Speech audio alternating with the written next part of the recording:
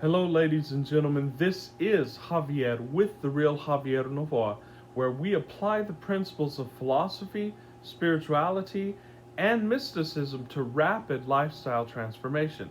And I'm really excited where our channel is going, ladies and gentlemen. We're laying out several different platforms and sort of experimenting to see which ones have the most use and have the most appreciation by the subscribers.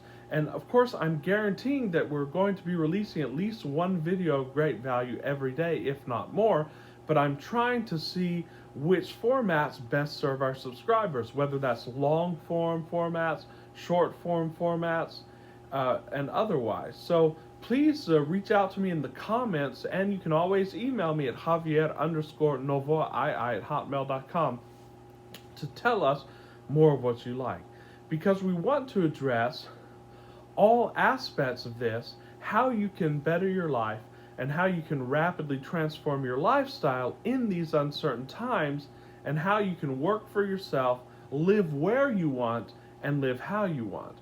For that's the only use of applying these principles. Does it make your life better?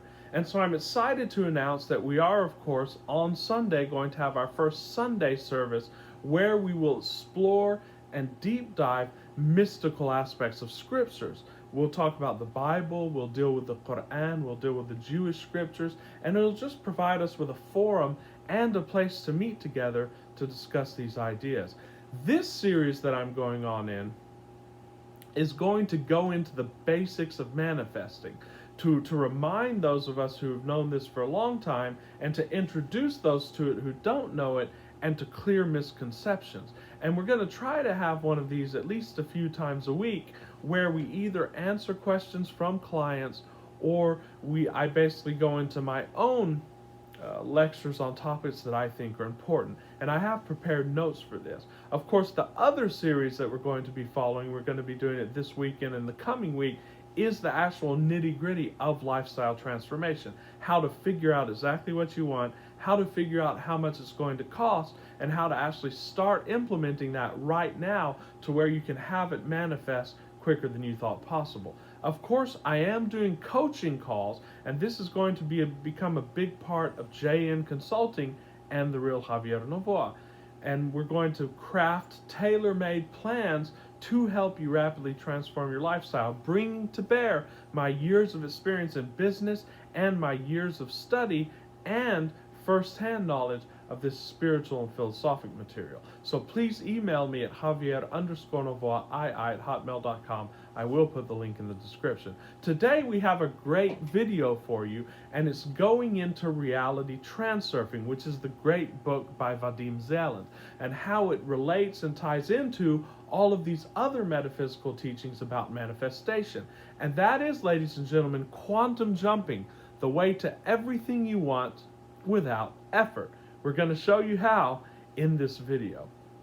First of all, we have to understand that scientifically and philosophically and just empirically by the data, the universe is a field in which all potentialities exist. Of course, on this channel, we have taken an empirical standpoint, and we do at least hold the main principles of our philosophical tenets to empirical scrutiny. And that's for a good reason, because if it's not empirically sound, then we won't be able to get this message out to as many people as possible. As Joe Dispenza said, science is the new language of religion. So we have to use that, and we have to use empiricism to be able to more solidly convince ourselves to practice the principles, and also to be able to share it with a wider audience. So it is known that all potentialities exist in the universe. It's proven in quantum physics and in philosophy. First of all, in philosophy, we know that for any system to be complete or to be perfect, all potentialities must be exercised. All potentialities must be made explicit. Everything that's implicit must be made explicit. Why? Because if that didn't happen, then it wouldn't be perfect. It wouldn't be complete, and there would be something outside of it. But we know that there is either something or no thing. So therefore, all potentialities must be actualized in the universe at some point or the other. Now, Joe Dispenza said in his great book, he said the quantum field is the state in which all possibilities exist. We exist simply as an awareness or as a consciousness, specifically an awareness that is paying attention to or observing a field of infinite possibilities, existing within an even greater consciousness and a greater level of energy. So we are the observer, ladies and gentlemen. Of course, as we go higher up that scale of being, the observer and the observed become one. The observer is the observed. But as the observer, we light up different potentialities in the universe. And this is going to have great impact upon our understanding and application of the principles of manifesting things on the physical from the spiritual. Now we know that the solid is only 0.0001% of reality. That's proven in physics. That's proven by the fact that, for example, it was stated by one scientist that I recall that if we were to take all of the physical properties of all 10 billion people on the earth and take out all of the non-physical, the space between atoms and particles of the atom and so on and so forth, it would not amount to a cube the size, I believe, of a cube of sugar, the material. So the material is much less important. And indeed, as we know from this spiritual dynamic and this spiritual modality, there is no difference between physical and spiritual. Physical in itself is an illusion, and it simply happens when there becomes multiplicity, when we get below that area of ego and personality on the scale of being. So everything else is information. So everything in the universe, beside the very minute physical particles, and of course science is going to prove very soon, I believe, that even that is more space, so there would be nothing. But the physical particles, it is information and script, so to speak. And this is very prescient. So in reality transurfing, Vadim Zeland posits film rolls existing in the universe as a metaphor for all of these potentialities in reality and in the universe. What he says is that there's an infinite array or an infinite number of potential chains of cause and effect. And these chains of cause and effect can be likened to film rolls with different frames. Of course, I made a drawing of that. This basically is a film roll. And all of these different frames are positions on that film roll. Now, our film roll is determined by our state. The frame that we're on and our entire film roll is determined by our focus. In any individual's film roll, the property is that the script is already written. It's completely predestined. Because, of course, looking at this as a unit, the entire film roll that we're on, when we put time into it, and therefore there's past and future, is predestined. The past would guide the present, and then the present would guide the future, and so on and so forth. It is totally written. What does that mean? That means we go back to what we teach in this course. No effort is necessary, or even in this modality, you're not even able to take any effort. You might think you are. And there's no free will. Free will is an illusion. For how could there be free will if we're on a film roll that is predestined? That's why Abraham Hicks teaches also. Esther said, nothing is worth an ounce of struggle. Nothing is worth an ounce of effort. And we say on this channel and in this modality, do not even take interior effort. We don't even try to change beliefs. We do not even try to force imagination or force self-talk, although those are great tools that we teach. But we don't teach making effort. Why is that? The film roll is guided by momentum, and that script is predestined. And if any struggle and effort is going to be made, by the way, it's written into that film roll. And the more you try to struggle against it, that just moves you to another film roll in which there's struggle. So that trying to struggle to change the film roll or to change the script is futile, because either you're following the script on that film roll or it's moving you down to other film rolls. So the only way to change your future is to get onto another film roll. It's what we call on this channel quantum jumping. That's why we teach you how to get into state, and we teach you the processes for the sake of setting your mind and setting your state to be able to get onto another film roll where there's another script. This is very interesting and very powerful, guys. Now here's something that you have to know, and Vadim Zeland touches upon it, and it's borne out by rational contemplation on these issues. You're always jumping film rolls because every moment is new. Now I want you to look at this here. It's a very bad drawing, but nonetheless. You think that you're on a film roll, and the only way that you can conceive of a film roll is by past and future. But as we know, there's no past and future. There's only present. So let's say you're on this frame. Well, you think your past was here, even though there's nothing certain in that. And then you think your future is here. But actually, every time you think you're creating anew, I want you to understand this. Every time you think, you're actually going into a new state. And even Joe Dispenza talks about this, how Einstein said that we're going in and out of the quantum, in and out of nothingness many times a second. And of course, this is on the atomic level, therefore it would translate on the macroscopic level. We're always going into different states of being and to different states. We just don't think it, and it happens so quickly, and usually they're on the same level. What really happens is that you're on this frame, and then you go to this frame, and then you go to this frame. But they're on different film rolls. But for the sake of the game, that in itself can be seen as one film roll. So this can be seen as one film roll. That's why these conceptual models somewhat hold up in that they guide our action. And of course, as William James said, a philosophy is only as good as it works. And this works, ladies and gentlemen. So, what's the main crux here? You don't have to change your behavior. You don't have to change your beliefs even. You don't even have to change your thoughts or your emotions or feelings, although you will, because when you get on another film roll, all of that will be implicit. But you don't have to, because everything's already written. Here's another amazing point. As we said, Fritjof Schuon, the great perennialist philosopher, said, all possibilities must be actualized in the divine.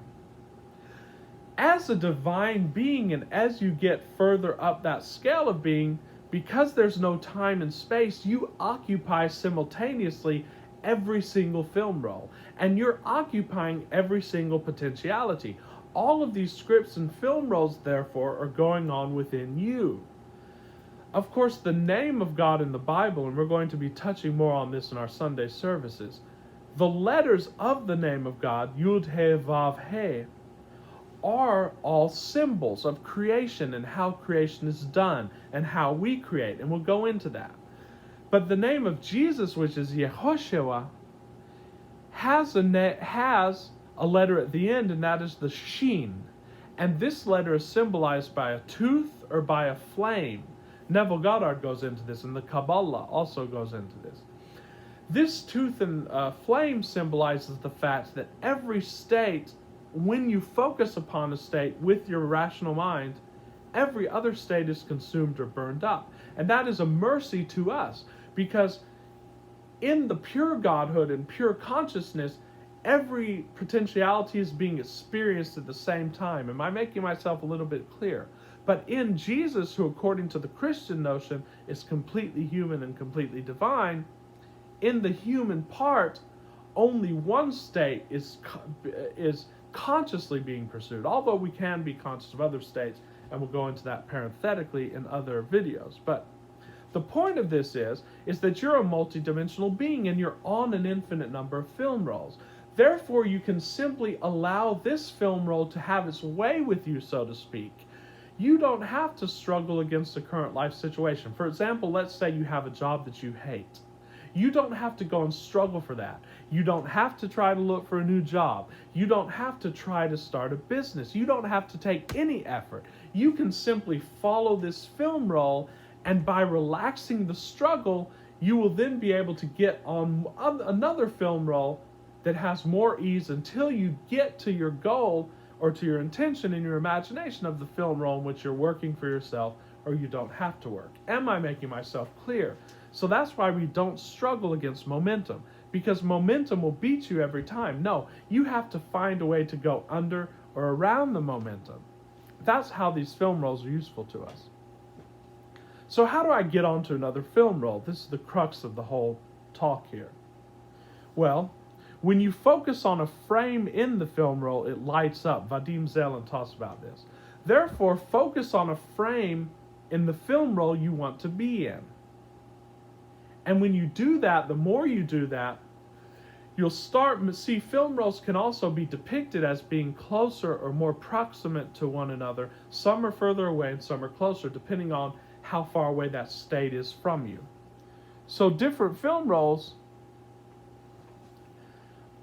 can be different distances from each other. So the time it takes for you to jump a film roll depends on the proximity of the other film roll and upon the intensity of your focus. Because as Abraham Hicks says, a strong desire can even break and dissolve all resistance.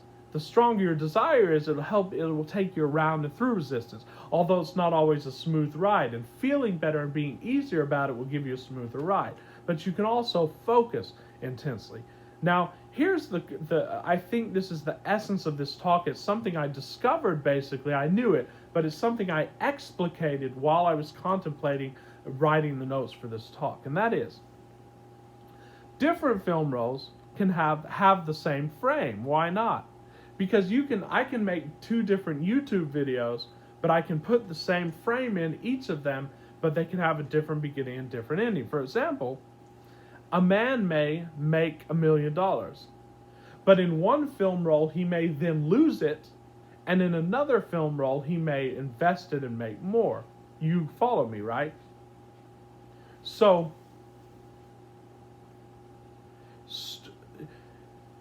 if that's the case, your feelings and imagination, thought, emotion determines the frame. And that's why it's important to feel good. It's important, as Abraham Hicks says, to be on the higher end of the emotional scale, because you'll be able to be in a favorable frame. But your state determines the film roll. That's why you can manifest a lottery win. You can focus really hard on something and manifest it, but you have not changed your state. Therefore, you will not keep that, or you'll lose that. So you can manifest a lottery win, and then you can lose the money because you're not in the state of wealth. But you can lose a lot of money, and you can still be rich, as many millionaires have, because they're in the state of wealth. So state is important, ladies and gentlemen. Focus is the most important thing. Being in state, it's not about feeling good all the time. The state is the whole complex of feelings, emotions, and context that we call it in this course that surrounds your wish fulfilled. So it's not about feeling good all the time. This book by Vadim Zeland, Reality Transurfing, is very logical. It's very methodical. It's a beautiful book, and I'd recommend you all read it. So get into state, and when you get into the state of what you want, you will be able to jump film rolls. Now, how do we do this very practically? First of all, you can imagine a frame in a film roll that you want to be on. Take a very small scene of what it would be like, say you want to be wealthy. Imagine yourself as now surrounded by the circumstances that you wish to create there, and give it vivid aliveness, and allow it to simply permeate. Don't try to believe it, because you won't at first, but keep coming back to it. As Neville Goddard says, it's not intensity or belief, it's frequency. You can also talk to yourself, and you can script a film roll that you want to be on. You can write yourself out a script. Keep focusing on this, keep doing it many times, and keep hitting it. The way to get into a state is to keep hitting it. And we're going to teach you how to do that on this channel. So, this has been about film rolls, and we're going to be talking much more about this and more concepts related to creating.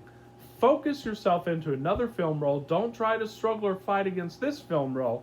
Simply allow the momentum to wash over you, as Abraham Hicks says, but know that you're in another state, and then your circumstances will change quicker than you can imagine. And that is how to get onto another film role. Ladies and gentlemen, if you like our work, please subscribe and like to our channel so we can get the word out.